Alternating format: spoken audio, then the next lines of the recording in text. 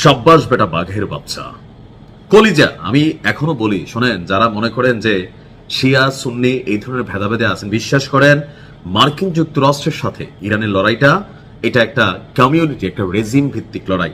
আজকে এক যুগে একটা দুইটা না, 85টা, কয়টা, 85 মার্কিন সামরিক ঘাঁটি, বিমান ঘাঁটি, নৌ ঘাঁটি, ক্ষেপণাস্ত্র উৎক্ষেপণ ঘাঁটি, অর্থাৎ যত ধরনের ঘাঁটি আছে এক যুগে 85টা ঘাঁটিতে হামলা চালিয়ে ইরান তাদের শক্তির অবস্থান জানান দিছে। এখন অনেকে আসলে জানেন না যে কেন হঠাৎ করে ইরান এই হামলা চালাইলো। ইরান কি কথা দিয়ে কথা রাখে নাই? না, খেলাটা কিন্তু অন্য জায়গায়। একদিকে যখন ইরানের সর্বোচ্চ নেতার শেষকৃত্যের অনুষ্ঠান চলছে, সারা পৃথিবী থেকে মানুষ সেখানে যাচ্ছে, ঠিক ওই মুহূর্তে মার্কিন যুক্তরাষ্ট্র এবং তাদের মিত্ররা, অর্থাৎ তাদের যে পালিত পুত্র আছে ইসলি, তারা বিমান হামলা চালিয়েছিল ইরানের উপর, এবং ইরানের নৌবাহিনীর যে জাহাজগুলো আছে সেইখানে তারা একটা গুতা মারছে।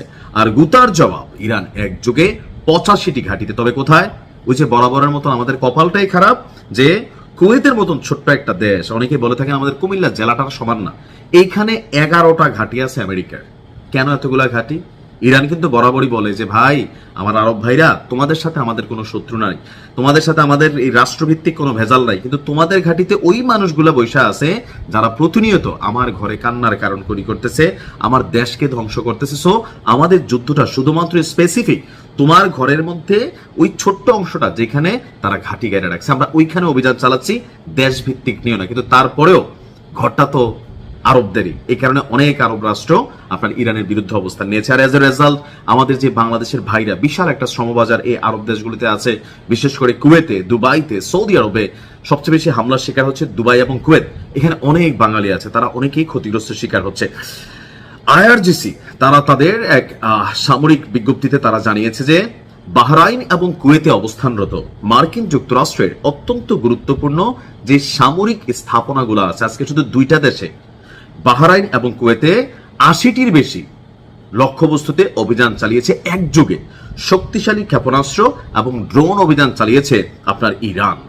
তেহরানের পক্ষ থেকে ঘোষণা করা হয়েছে যে আমেরিকার বিমান হামলার জবাবে, অর্থাৎ আমেরিকা কিন্তু একটা বিমান হামলা চালাই বসছে। ট্রাম্প আজকে ঘোষণা দিচ্ছে যে ইরানের সাথে কোনো চুক্তি নেই, চট করে লইরা বসছে। কারণ ট্রাম্প ভাবছিল যে শেষ কৃত্যে বা নেতার, সর্বোচ্চ নেতার এখানে মানুষ খুব বেশি আসবে না, আসলেও সবাই তার সমালোচনা করবে, কিন্তু পৃথিবীকে অবাক করে দিয়ে মানব ইতিহাসের সবচেয়ে বড় জানাজা এটা হয়েছে আমাদের এই সর্বোচ্চ নেতার। তো তার প্রতি মানুষের আনুগত্য, ভালোবাসা, জনগণের ভালোবাসা দেখা ট্রাম্পের কিন্তু মাথাটা হালকা আউলাই গেছে, যার কারণে সে ঠাস করে একটা অভিযান চালাই বসছে। আর এই অভিযানের জবাবে ইরানের নৌ এবং বিমান বাহিনী যৌথভাবে এই বিশাল সামরিক অভিযান পরিচালনা করে নিজেদের সামরিক শক্তির একটা জানান দিয়েছে। আপনার বাহরাইনে অবস্থিত মার্কিন নৌবাহিনীর 5ম নৌবহর বা 5th ফ্লিটের যে প্রধান ঘাঁটি আছে, এবং কুয়েতের আলী আল সালেম যে বিমান ঘাঁটি আছে, সেখানে সরাসরি তারা অভিযান চালিয়েছে। আপনার টোটাল 85টি নির্দিষ্ট স্পটে সফল অভিযান চালানোর দাবি করেছে আপনার ইরান। এখন এর আগে মার্কিন বাহিনীর সেন্ট্রাল কমান্ড তারা বলছিল যে তাদের নিখুঁত যুদ্ধযন্ত্রের সাহায্যে ইরানের 80টির বেশি লক্ষ্যবস্তুতে সফলভাবে তারা বিমান হামলা চালাইছে। অর্থাৎ আমেরিকা করছে 80টা, জবাবে ইরানও জবাব দিছে 85টা, অর্থাৎ 5টা বেশি তারা দিয়া রাখছে যে বাবা কোনো ছাড় নাই, খেলা হবে সমানে সমান। 80টার বিপরীতে 80টা দিতে পারত, কিন্তু ইরান বরাবরই এক ধাপ এগিয়ে প্রমাণ করার চেষ্টা করে যে ঝুঁক্যাঙ্গা নেই সালা। আমার ভিতরে মাঝে মাঝে ক্যারেক্টার লোড হয়, আমরা ঝুঁকবো না, খেলা হবে ইনশাল্লাহ। আল্লাহ ইরানকে ফতেহ দান করুক। যারা ইরানের সাপোর্টার আছেন ভিডিও শেয়ার করবেন। ভালো থাকুন, আসসালামু আলাইকুম।